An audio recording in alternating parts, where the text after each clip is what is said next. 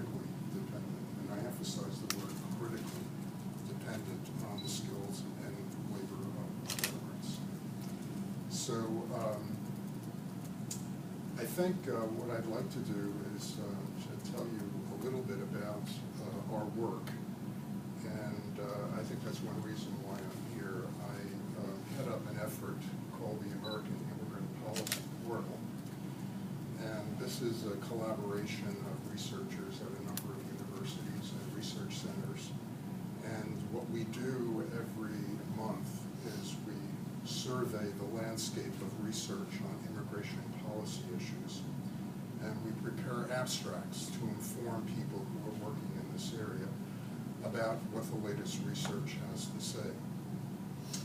And I think what I can conclude about all of this research that we see every month is that, number one, there's a very strong emphasis on the benefits of immigration, whether to cities, particular states, or to the nation as a whole.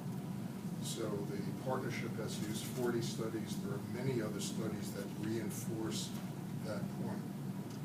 And the other important point is that we are suffering as a nation because of an antiquated immigration system that needs to be modernized for the 21st century. So let me just share with you just a few of the studies that I think reinforce the points that are made in the partnership study of New Jersey. Now, there's one that we are actually reviewing this month that is extremely interesting. It was put together by the Cato Institute, and it looks back over 200 years of American history. So it goes back to the very foundation of the Republic. And what the report shows is that periods of high employment in the United States are always associated with periods of robust immigration. Periods of high unemployment are associated with periods of low migration. Very interesting study. Now, of course, correlation is not causation, so you can't draw that conclusion from the study. But what you can say is that, what we know from the literature is that immigrants, they don't really substitute for American workers, they complement American workers, right? We know that immigrants are highly active as entrepreneurs, and they're producing jobs for other Americans. And we know that periods of prosperity in our history are associated with periods of high immigration. I'd like to, on the subject of job creators, the partnership report references a study by Stuart Anderson, and it's looking at billion-dollar startups, recent billion-dollar startups. Well, what does this study tell us? That the majority of the founders of those billion-dollar startups are immigrants, and by the way, 25% were formerly international students, right? And that each of these startups, on average, is creating 760 jobs for Americans, for American workers. So, those are very, very telling figures. But despite these very real and tangible benefits, we're still operating with an immigration system whose basic contours were developed 50 years ago, right? And our world, our country has changed dramatically over the course of a half century. And just as Republicans and Democrats came together 50 years ago to reform our immigration system, to make it more up to date, that has to happen now. It's really important that we revive that kind of bipartisan spirit to immigration reform. And although it's counterintuitive, we may be entering a period when countries will be desperate not to exclude immigrants, but to attract them. I don't know if any of you saw a study, not a study, this was a report on PBS several nights ago about the demographic crisis in China. China is suffering from an exploding senior population and a shrinking workforce.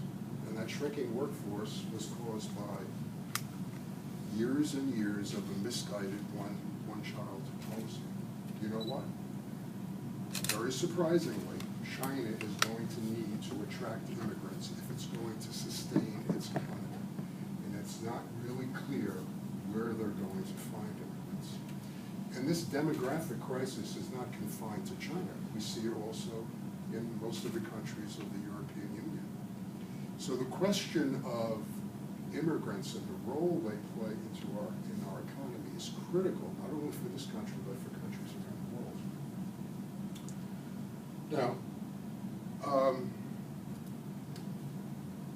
there were two reports that I wanted to reference that have appeared recently that are not mentioned in the partnership report, but I think do reinforce one of the conclusions.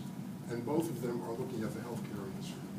So one was done by the Chicago Council for Global Affairs, and the other by a group called the Immigrant Learning Center. The council report covers the entire Midwest. The Immigrant Learning Center report covers the state of Massachusetts.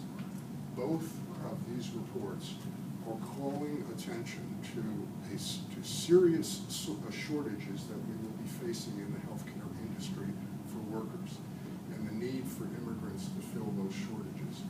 So they kind of reinforce one of the conclusions in New Jersey's report.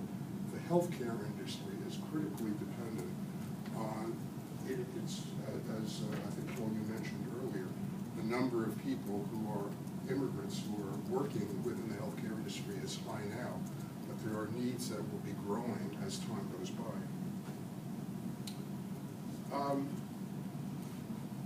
So we need legal channels for healthcare professionals to come to this country, both on the high end, but also on the low end. And I'd just like to say a few words about the low end. You often hear people admonishing undocumented people for crashing the line, right? And, you know, if you really want to come to this country, you have to do it the right way. You have to get on the back of the line. Well, the truth of the matter is that there is no line for lower skilled workers to come to the United States. The opportunities available now under the current legal system for lower skilled workers to come here are very, very slim.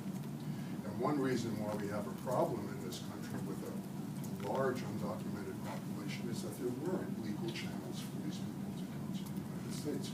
So this is a very important structural problem within our immigration system that needs to be remedied. The great majority of green cards are made available on the basis of family relationships, not on the basis of the needs of employers. Very important to remember that. So I'd like to conclude just by mentioning one other aspect of immigration policy that I think needs to be part of a comprehensive approach. And I think it's typified by the statewide Hispanic Chamber's work in training and empowering immigrant entrepreneurs, right? It's not only important who we admit to the United States, it's also important what happens to these folks once they enter our country. The genius of the United States is that we have been relatively successful in integrating generations of immigrants who have come to our country. This is not an automatic process. It requires a concerted effort, right, to create welcoming communities, to build intergroup relations, to ensure that there's no discrimination against immigrants, to give immigrants the skills and the credentials that they need in order to succeed in our society. So I think comprehensive reform has to pay attention also to questions of immigrant integration. So thank you for the opportunity to be here, and once again, I think this is a great report. I heartily endorse its conclusions. Thank you. Maggie, do you have anything else you want to No, do in terms of the report? If anybody has any questions. Sure, we'll take some, Yeah. sorry, take some questions. What is it about immigrant populations that makes them some more likely to become entrepreneurs than